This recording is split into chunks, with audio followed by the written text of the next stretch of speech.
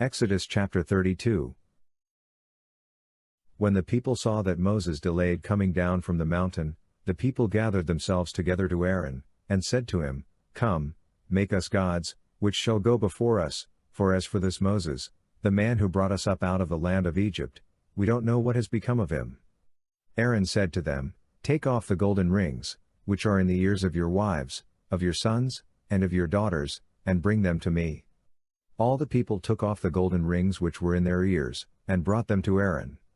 He received what they handed him, fashioned it with an engraving tool, and made it a molded calf. Then they said, These are your gods, Israel, which brought you up out of the land of Egypt. When Aaron saw this, he built an altar before it, and Aaron made a proclamation, and said, Tomorrow shall be a feast to Yahweh. They rose up early on the next day, and offered burnt offerings, and brought peace offerings, and the people sat down to eat and to drink, and rose up to play. Yahweh spoke to Moses, Go, get down, for your people, whom you brought up out of the land of Egypt, have corrupted themselves. They have turned away quickly out of the way which I commanded them. They have made themselves a molded calf, and have worshipped it, and have sacrificed to it, and said, These are your gods, Israel, which brought you up out of the land of Egypt. Yahweh said to Moses, I have seen these people, and behold, they are a stiff-necked people. Now therefore leave me alone, that my wrath may burn hot against them, and that I may consume them, and I will make of you a great nation. Moses begged Yahweh his God, and said, Yahweh, why does your wrath burn hot against your people, that you have brought out of the land of Egypt with great power and with a mighty hand?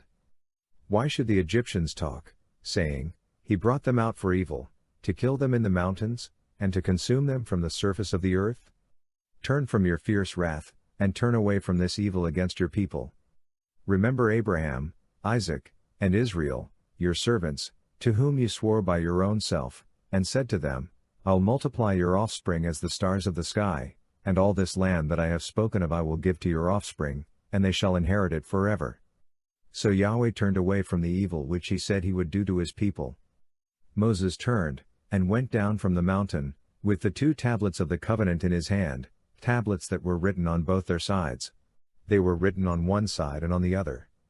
The tablets were the work of God, and the writing was the writing of God, engraved on the tablets. When Joshua heard the noise of the people as they shouted, he said to Moses, There is the noise of war in the camp. He said, It isn't the voice of those who shout for victory. It is not the voice of those who cry for being overcome, but the noise of those who sing that I hear.